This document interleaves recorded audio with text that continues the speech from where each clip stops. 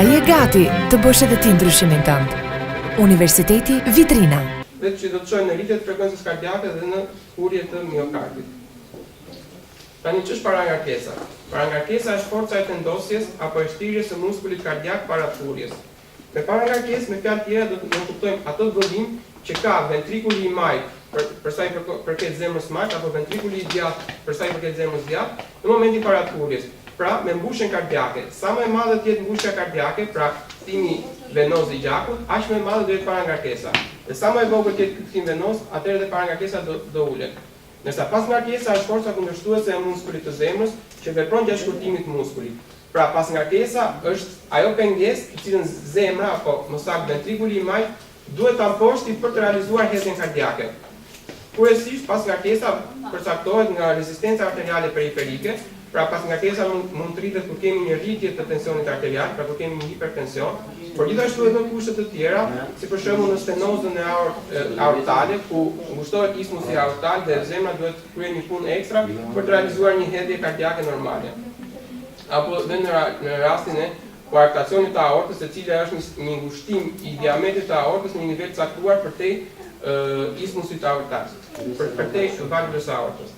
Parangarkesa dhe pasngarkesa do të përcaktohen nga veçoritë e zemrës dhe të vaskulaturës. Ato nga njëra anë janë përcaktuese për hedhjen kardiake, por nga ana tjetër edhe hedhja kardiake është përcaktuese për to.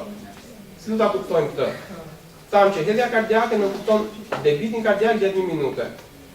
Kjo varet në rast të parë nga kthimi venoz, pra nëse do kthehet shumë gjak në zemër, atëherë edhe hedhja kardiake do rritet, që nuk kupton që edhe po të rritet parangarkesa dhe hedhja kardiake do rritet.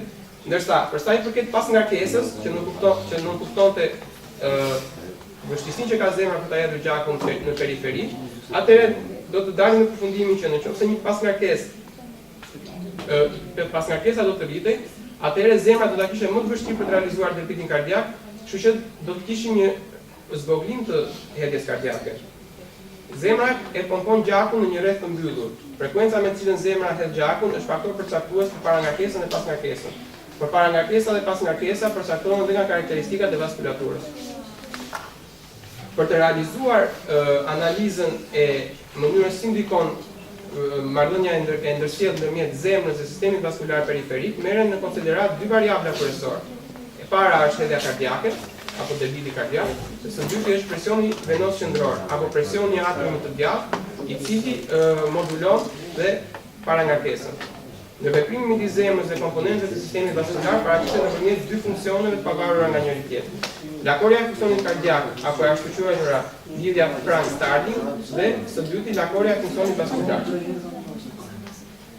Atëherë, ç'do kupton lakorja e funksionit kardiak? Sipas këtij mekanizmi, presioni venoz qendror është përcaktuesi kryesor i hedhjes kardiake. Në këtë rast, hedhja kardiake është variabla e varur, pra përgjigjja, ndërsa presioni venoz është variabla e pavarur, stimuli, pra ai që e përcakton hedhjen kardiake. Sipas kësaj hipoteze, hedhja kardiake ndryshon në mënyrë të drejtë me ndryshimet e presionit venoz qendror. Rritja e presionit venoz qendror do të çojë në rritje të hedhjes kardiake. Funksioni i dytë, i cili merr në analizë lidhjen ndërmjet vëllimit të hedhjes dhe rezistencave periferike, është lakorja e funksionit vaskular. Në këtë lidhje, presioni venoz qendror është variabla e varur, pra përgjigjja, dhe hedhja kardiake është variabla e pavarur. Pra, në këtë rast merret e kundërta.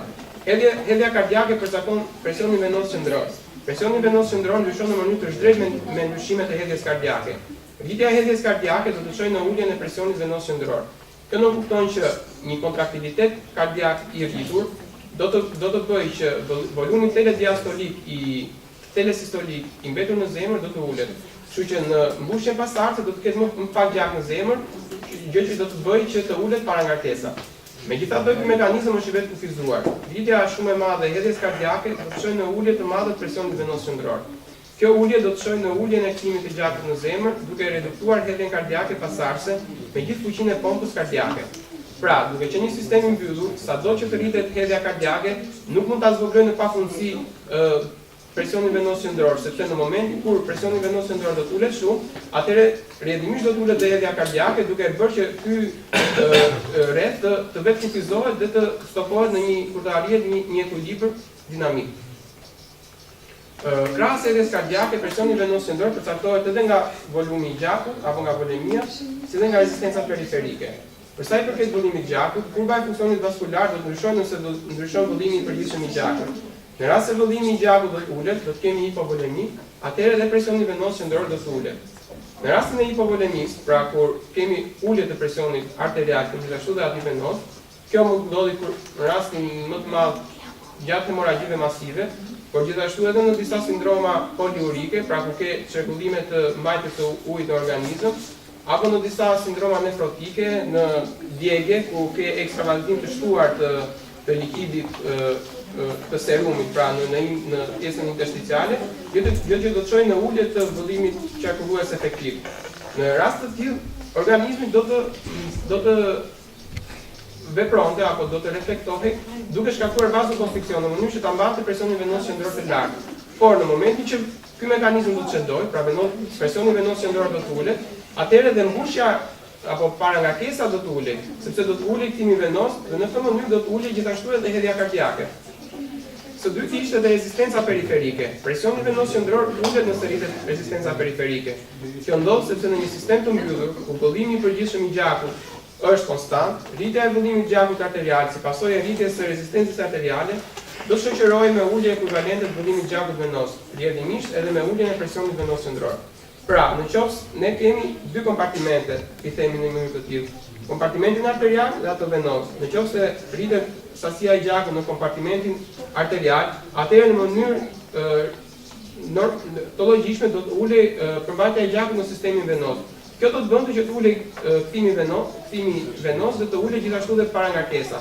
Pra, në rast se rritet rezistenca periferike, do të ulej edhe presioni venos qendror.